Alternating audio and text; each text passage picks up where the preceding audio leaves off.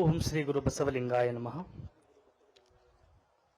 ಸದಾ ಸ್ಮರಣೀಯ ಬಸವಾದಿ ಪ್ರಮುಖರನ್ನ ಸ್ಮರಣೆ ಮಾಡಿಕೊಂಡು ಕಾರಣಿಕ ಯುಗ ಪುರುಷ ಸಮಾಜದ ಸಂಜೀವಿನಿ ಹಾನಗಲ್ಲ ಗುರುಕುಮಾರೇಶನನ್ನ,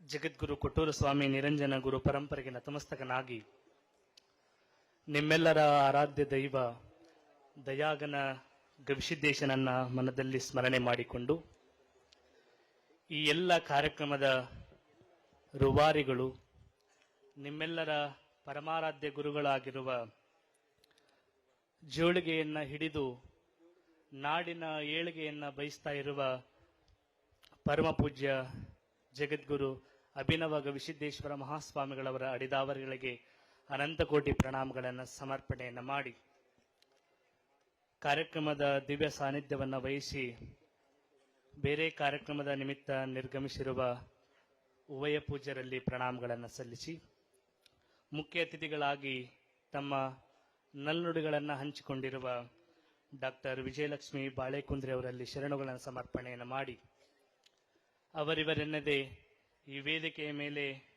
ಆಸೀನರಾಗಿರುವ ಎಲ್ಲ ಪರಮ ಪೂಜ್ಯರಲ್ಲಿ ಪ್ರಣಾಮಗಳನ್ನು ಸಮರ್ಪಣೆಯನ್ನು ಮಾಡಿ, ವೇದಿಕೆಯ ಮುಂಭಾಗದಲ್ಲಿ ಶಾಂತ ರೀತಿಯಿಂದ ಕುಳಿತು ಈ ಎಲ್ಲ ಸುಂದರ ಕ್ಷಣಗಳಿಗೆ ಸಾಕ್ಷಿಯಾಗಿರುವ ಗವಿಸಿದ್ದೇಶನ ಸದ್ಭಕ್ತ ಮಹಾಜನಗಳೇ, ಮಾತೆಯರೇ, ಮುದ್ದು ಮಕ್ಕಳೇ, ತಮ್ಮೆಲ್ಲರಿಗೂ ನಮ್ಮ ಶರಣವು ಶರಣಾರ್ಥಿಗಳು. ಬಹಳಷ್ಟು ಖುಷಿ ಆಗ್ತಾ ಇದೆ ಈ ವೇದಿಕೆಯ ಮೇಲೆ ಕುಳಿತುಕೊಳ್ಳುವುದಕ್ಕಾಗಿ. ಜೊತೆಗೆ ಪೂಜ್ಯರನ್ನ ನೋಡುವುದೇ ಒಂದು ಆನಂದ, ಹೌದಲ್ಲ? ಎಷ್ಟೋ ಜನ ದೂರದಿಂದ ಅಜ್ಜವರನ್ನ ನೋಡ್ಬೇಕಂತಂದು ಬಹಳ ಜನ ಬಂದಿರ್ತೀವಿ. ಅಂತ ಪೂಜ್ಯರು ಇವತ್ತು ನನಗೆ ಈ ವೇದಿಕೆಯನ್ನ ಅವಕಾಶ ಮಾಡಿಕೊಟ್ಟಿದ್ದಾರೆ. ಅಂತ ಪೂಜ್ಯರಿಗೆ ಮತ್ತೊಮ್ಮೆ ನನ್ನ ಅನಂತ ಪ್ರಣಾಮಗಳನ್ನು ಸಮರ್ಪಣೆಯನ್ನ ಮಾಡ್ತಿದ್ದೆ. ನಾವೆಲ್ಲ ಸಮುದ್ರಕ್ಕೆ ಹೋಗಿದ್ದೀವಿ, ಸಮುದ್ರದ ದಂಡಿಗೆ ಹೋಗಿರಲ್ಲ ನೀವೆಲ್ಲ? ಆ ಸಮುದ್ರದ ದಂಡೆಯ ಮೇಲೆ ನಿಂತುಕೊಂಡು ನೀವು ಎಷ್ಟು ದೂರ ನೋಡ್ತೀರಿ, ಅಲ್ಲಿ ತನಕ ಏನು ಕಾಣುತ್ತೆ ನಿಮಗ? ನೀರು ಕಾಣುತ್ತಲ್ಲ? ಒಟ್ಟು ಎಲ್ಲರೂ ಇಲ್ಲೇ ಇದ್ದೀರಲ್ಲ? ಒಂದ್ಸಾರಿ ಜೋರು ಚಪ್ಪಾಳೆ ತಟ್ರಿ ನೋಡೋಣ. ಸಮುದ್ರದ ದಂಡೆಗೆ ಹೋಗಿ ನಿಂತುಕೊಂಡಾಗ ನಿಂತು ನೋಡಿದ್ರೆ ನಿಮ್ಮ ಕಣ್ಣಿನ ಆಚೆಯೂ ಕೂಡ ಏನು ನಿಮಗೆ ಕಾಣುತ್ತಂದ್ರೆ ನೀರು ಕಾಣುತ್ತ. ಇಲ್ಲಿ ಬಂದು ನಾವು ನೋಡ್ತಾ ಹೋದ್ರ ಅಲ್ಲಿ ಹೇಗೆ ನೀರು ಕಾಣುತ್ತದೆ, ಹಂಗ ಇಲ್ಲಿ ಭಕ್ತಿಯ ಸಮುದ್ರವನ್ನ ನಾವು ಕಾಣಬೇಕಾಗಿತ್ತಂದ್ರ ಅದು ಕೊಪ್ಪಳದ ಗವಿಸಿದ್ದೇಶ್ವರ ಜಾತ್ರೆಗೆ ಬಂದಾಗ ಇಲ್ಲಿ ನಾವು ಭಕ್ತಿಯ ಸಾಗರವನ್ನ ನೋಡ್ಲಿಕ್ಕೆ ಸಾಧ್ಯ ಆಗುತ್ತೆ. ಒಂದ ಮಾತು ಹೇಳ್ತೀನಿ ನಿಮಗೆಲ್ಲ, 100 ಗಾಡಿ ತುಂಬಾ ಜನ ತುಂಬಿಕೊಂಡು ಹೊಂಟಾರಂದ್ರ ಏನ್ರಮ್ಮ? 100 ಗಾಡಿ ತುಂಬಾ ಜನ ತುಂಬಿಕೊಂಡು ಹೊಂಟಾರಂದ್ರ ಅದು ಒಂದ್ ಯಾವ್ದಾರ ರಾಜಕೀಯ ಫಂಕ್ಷನ್ ಆಗಿರತ್ತಂತ. 100 ಗಾಡಿ ತುಂಬಾ ಬರೇ ಜನ ತುಂಬಿಕೊಂಡು ಹೊಂಟಾರಂದ್ರ ಅದು ಒಂದು ರಾಜಕೀಯ ಫಂಕ್ಷನ್ ಆಗಿರತ್ತ. 100 ಗಾಡಿ ತುಂಬಾ ಜನ ಕಮ್ಮಿತಿ ಬರೇ ಪ್ರಸಾದ ಕಟ್ಟಿಗೆ ರೊಟ್ಟಿ ಹೊಂಟಾವಂದ್ರ ಅದು ಪಕ್ಕಾ ಅಜ್ಜನ ಜಾತ್ರೆಗೆ ಹೊಂಟೈತೆ ಅನ್ನೋದನ್ನ ನೀವೆಲ್ಲ ತಿಳ್ಕೊಳ್ಬೇಕು. ಏನ್ ಆನಂದ! ಇದನ್ನ ನೋಡುವುದೇ ಒಂದು ದೊಡ್ಡ ಆನಂದ. ಇದ್ರ ಬಗ್ಗೆ ಮಾತಾಡ್ತಾ ಹೋದ್ರ ಮಾತುಗಳು ಕಡಿಮೆ ಆಗ್ತೇವೆ ವಿನಃ ಆ ಒಂದು ಭಾಗ್ಯ ಹೆಚ್ಚಿಗೆ ಆಗ್ತಾ ಹೋಗ್ತದೆ. ಕೆಲವರಿಗೆ ಹೊಟ್ಟೆ ಹೊರೆವ ಚಿಂತೆ, ಇನ್ನು ಕೆಲವರಿಗೆ ಹೊಟ್ಟೆ ಹೊರುವ ಚಿಂತೆ ಅಂತ. ಕೆಲವರಿಗೆ ಹೊಟ್ಟೆ ಹೊರೆವ ಚಿಂತೆ ಅಂದ್ರ ಒಂದಿಷ್ಟು ಜನಕ್ಕ ಬರೇ ಹೊಟ್ಟೆಯನ್ನು ಹೆಂಗ ತುಂಬಿಸ್ಬೇಕಂತ ಚಿಂತೆ ಮಾಡ್ತಿರ್ತಾರ. ಇನ್ನು ಕೆಲವಿಷ್ಟು ಜನಕ್ಕ ಹೊಟ್ಟೆ ಹೊರುವ ಚಿಂತೆ, ತುಂಬಿರ್ತಕ್ಕಂಥ ದೊಡ್ಡ ದೊಡ್ಡ ಹೊಟ್ಟೆಯನ್ನ ಹೆಂಗ ಹೊತ್ಕೊಂಡು ಅಡ್ಡಾಡ್ಲಿ ಅಂತ. ಇನ್ನೂ ನಿಮಗ ಸರಿಯಾಗಿ ತಿಳಿಯುವ ಹಾಗೆ ಹೇಳುವುದಂದ್ರ, ಕೆಲವಿಷ್ಟು ಜನ 4 ತುತ್ತಿಗಾಗಿ ಸಾವಿರಾರು ಕಿಲೋಮೀಟರ್ ನಡೆದು ಆ 4 ತುತ್ತನ್ನ ಪಡ್ಕೊಳ್ತಾರ. ಇನ್ನು ಕೆಲವಿಷ್ಟು ಜನ ಉಂಡಿದ್ದನ್ನ ಕರಗಿಸ್ಕೊಳ್ಳಾಕ ವಾಕಿಂಗ್ ಅಂತ ಮಾಡಾಕತ್ತಾರ. ಕೆಲವರಿಗೆ ಹೊಟ್ಟೆ ಹೊರೆವ ಚಿಂತೆ, ಕೆಲವರಿಗೆ ಹೊಟ್ಟೆ ಹೊರುವ ಚಿಂತೆ.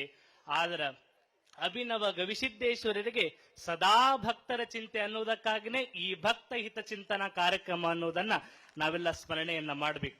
ವರ್ಷದೊಳಗೆ ಒಂದು ಸಾರಿ ಈ ಕಾರ್ಯಕ್ರಮವನ್ನ ಮಾಡಿ ಪೂಜ್ಯರು ನಿಮಗೆಲ್ಲರಿಗೂ ಉಪದೇಶಾಮೃತವನ್ನ ದಯಪಾಲಿಸ್ತಾರೆ. ನಾನು ಪೂಜ್ಯರನ್ನು ಮತ್ತು ತಮ್ಮೆಲ್ಲರನ್ನ ನೋಡಿದಾಗ ನನಗ ಒಂದು ಮಾತು ನೆನಪಿಗೆ ಬರ್ತದೆ, ಕೂರ್ಮ ಕಿಶೋರ ನ್ಯಾಯ ಅಂತ ಬರುತ್ತೆ. ಕೂರ್ಮ ಕಿಶೋರ ನ್ಯಾಯ ಅಂತಂದ್ರೆ ಯಾಕೆ ಈ ಮಾತನ್ನ ಹೇಳ್ತಿದ್ದೀನಿ ಅಂದ್ರೆ, ನಾನು ಇದೇ ಸಮಯದೊಳಗ ಹೋದ ವರ್ಷ ಶ್ರೀಮಠಕ್ಕೆ ನಾನು ಬಂದಿದ್ದೆ.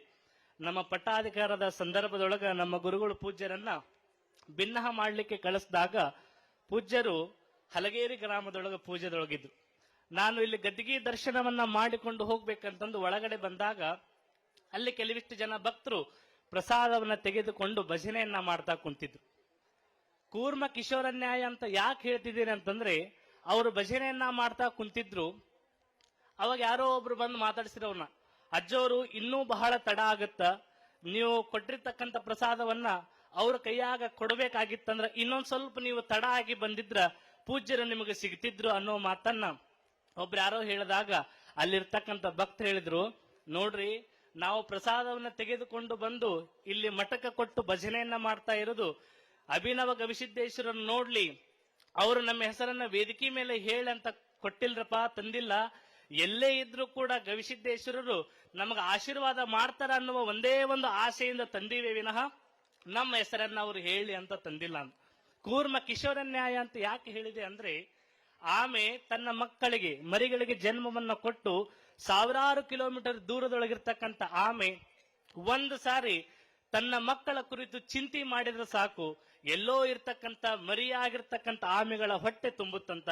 ಹಂಗ ಇಲ್ಲಿರ್ತಕ್ಕಂಥ ಭಕ್ತರು ಹೆಂಗ ಅಂದ್ರ ನಮ್ಮ ಹೆಸರು ಹೇಳಿ ಎಷ್ಟೋ ಜನ ಇವತ್ತು ಎದಕ್ಕೆ ಗುದ್ದಾಡಕತ್ತಾರ ಅಂದ್ರ ನಮ್ಮ ಹೆಸರು ಹೇಳ್ಬೇಕು, ಅಜ್ಜಾರು ನಾವು ಕೊಟ್ಟಿದ್ದನ್ನ ಹೇಳಬೇಕು, ನನಗ ಚಲೋ ಕುರ್ಚಿ ಹಾಕ್ಬೇಕು, ಬರೇ ಶಾಲ್ ಹಾಕ್ಬೇಕು, ಮಾಲೆ ಹಾಕ್ಬೇಕಂತಂದು ಇಷ್ಟು ಜನ ಗುದ್ದಾಡುವಂತ ಸಂದರ್ಭದೊಳಗ ನಮಗ್ ಯಾವುದು ಬೇಡ್ರಿ, ಗವಿಸಿದ್ದೇಶನ ಆಶೀರ್ವಾದ ಒಂದೇ ಸಾಕು ಅಂತ ಬರುವಂತ ನಿಮ್ಮೆಲ್ಲರ ಭಕ್ತರನ್ನ ನೋಡಿದ್ರ ನಿಜಕ್ಕೂ ಕೂಡ ಖುಷಿ ಆಗ್ತದೆ.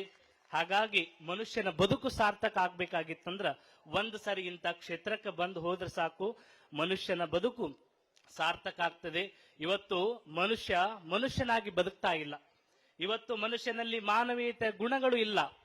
ಆ ಮಾನವೀಯತೆ ಗುಣಗಳು ಬೇಕಾಗಿದ್ರೆ ಒಂದು ಸಾರಿ ಇಂಥ ಜಾತ್ರೆ ಪೂಜ್ಯರ ಆಶೀರ್ವಚನಕ್ಕೆ ನಾವೆಲ್ಲ ಕಿವಿ ಆಗ್ಬೇಕು. ಇವತ್ತು ಮನುಷ್ಯ ಏನೆಲ್ಲ ಆಗಕತ್ತಾನ, ಹೌದಲ್ಲ?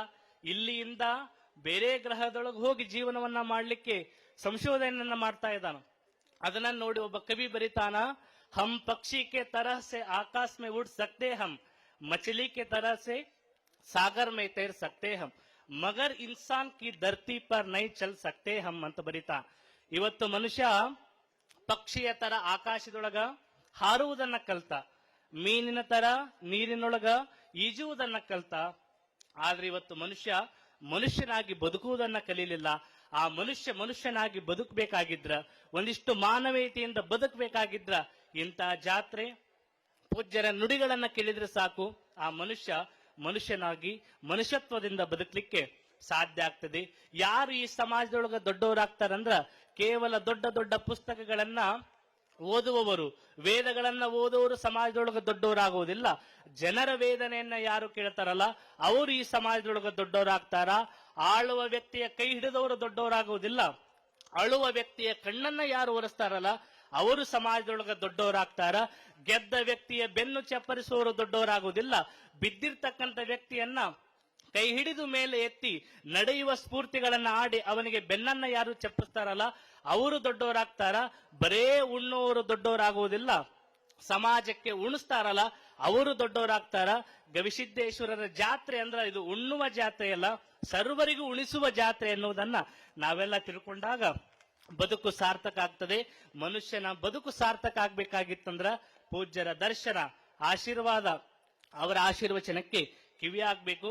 ನಮ್ಮೊಳಗ ಪ್ರೀತಿಯ ಭಾವ ಹುಟ್ಟಬೇಕು. ಅಜ್ಜವ್ರು ಹೇಳುವ ಮಾತು ಯಾವಾಗ್ಲೂ ಯಾವುದು? ಅಜ್ಜವ್ರು ಒಂದು ಮಾತನ್ನ ಹೇಳ್ತಿದ್ರು ಯಾವಾಗ್ಲೂ, ಯಾವುದು? ಯಾರನ್ನ ದ್ವೇಷ ಮಾಡಿ, ಯಾರಿಗೆ ಕೆಟ್ಟದನ್ನ ಮಾಡಿ ಏನಾಗುವುದೈತಿ? ಎಷ್ಟು ದಿನ ಬದುಕ್ತಿವಿ ಅನ್ನೋದು ಗೊತ್ತಿಲ್ಲ ನಮಗ. ಸತ್ತು ಹೋಗಿದೆ ನಿನ್ನೆ, ಗೊತ್ತಿಲ್ಲ ನಾಳೆ, ಎಲ್ಲದಕ್ಕೂ ಬಹುಮುಖ್ಯ ಈ ಹೊತ್ತಿನ ವೇಳೆ. ಮರೆಯದಿರು, ತೊರೆಯದಿರು ಕರ್ತವ್ಯ ಕರ್ಮ, ಬದುಕಿ ಬಿಡು ಬದುಕಗೊಡು ಅದು ನಿನ್ನ ಧರ್ಮ ಅನ್ನುವ ಮಾತನ್ನ ನಾವೆಲ್ಲ ಸ್ಮರಣೆ ಇಟ್ಕೊಳ್ಬೇಕು. ಹಾಗಾಗಿ ನಮ್ಮ ಬದುಕು ಸಾರ್ಥಕ ಆಗ್ಬೇಕಾಗಿತ್ತಂದ್ರ ನಮಗೇನು ಭಗವಂತ ಕೊಟ್ಟಾನಲ್ಲ ಬದುಕು, ಅದನ್ನ ನಾವು ತೃಪ್ತದಿಂದ ಬದುಕ್ಬೇಕು. ನಾವಿವತ್ತು ಏನು ಮಾಡಿಬಿಟ್ಟಿದ್ದೇವಂದ್ರ ನಮ್ಮ ಬದುಕನ್ನ ಬಿಟ್ಟು ಇನ್ನೊಬ್ಬರ ಬದುಕಿನೊಳಗ ನಾವೆಲ್ಲ ಇವತ್ತು ಹೋಗ್ತಾ ಇದೀವಿ. ನಮ್ಮ ಬದುಕನ್ನ ಹುಳುಕನ್ನ ಬಿಟ್ಟು ಇನ್ನೊಬ್ಬರ ಬದುಕಿನ ಹುಳುಕನ್ನ ನೋಡ್ತಾ ಇದೀವಿ. ಯಾವನೋ ಒಬ್ಬ ವ್ಯಕ್ತಿ ಸಮುದ್ರಕ್ಕೆ ಹೋದ್ನಂತ. ಸಮುದ್ರಕ್ಕೆ ಹೋಗಿ ಸಮುದ್ರಕ್ಕನ್ನಂತ ಎಷ್ಟು ದೊಡ್ಡ ಪ್ರಮಾಣದೊಳಗದಿ, ಆದ್ರೆ ಏನ್ ಮಾಡ್ಬೇಕು?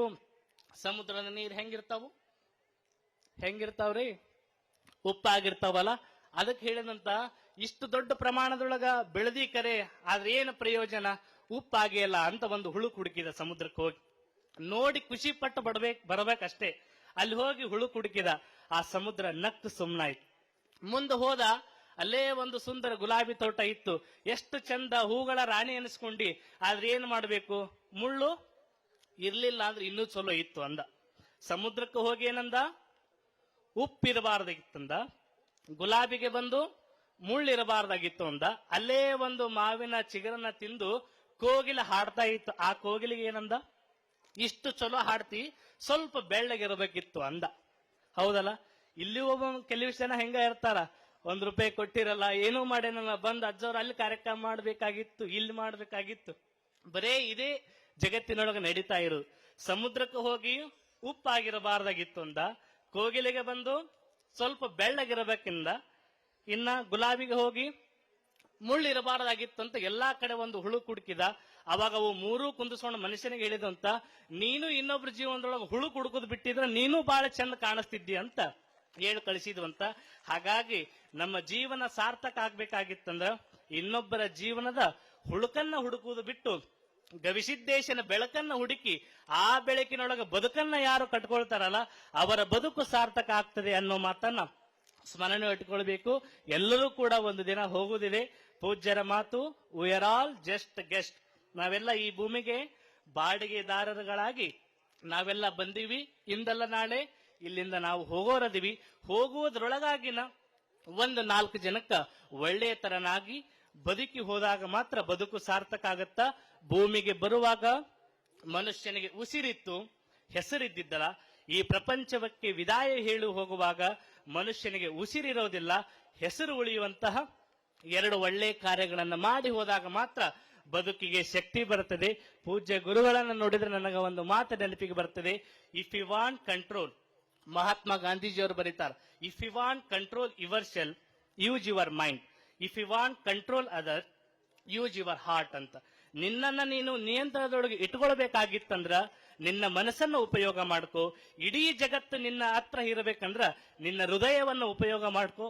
ಅಂತ ಹೃದಯ ಪ್ರೀತಿಗೆ ಸಂದಿರ್ತಕ್ಕಂಥ ಜನಗಳು ಭಕ್ತರಂದ್ರೆ ನೀವು ನಾವುಗಳು ಎಲ್ಲರೂ ಅನ್ನುವ ಮಾತನ್ನ ಈ ಸಂದರ್ಭದೊಳಗ ಮತ್ತೊಮ್ಮೆ ಸ್ಮರಣೆಯನ್ನ ಮಾಡ್ತಾ ಆನಂದದ ಬದುಕು ನಾವೆಲ್ಲರೂ ಸಾಗಿಸೋಣ.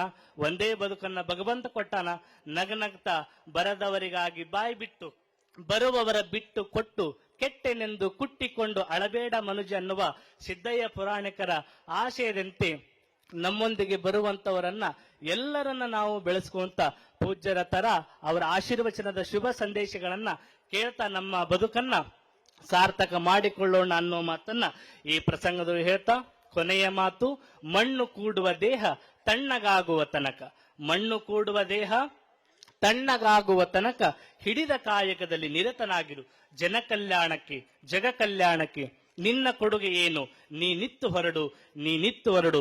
ಸರ್ವರಿಗೂ ಶರಣು ಶರಣಾರ್ಥಿಗಳು ಸಮರ್ಪಣೆಯನ್ನ ಮಾಡ್ತಾ ಈ ಅವಕಾಶವನ್ನ ಕಲ್ಪಿಸಿಕೊಟ್ಟಿರುವ ಪೂಜ್ಯರಿಗೆ ಮತ್ತೊಮ್ಮೆ ಶಿರಸಾಷ್ಟಾಂಗ ಪ್ರಣಾಮಗಳನ್ನು ಸಲ್ಲಿಸಿ ನನ್ನ ನುಡಿ ಸೇವೆಗೆ ಇತಿಶ್ರೀ ಹಾಡ್ತಿದ್ದೀನಿ.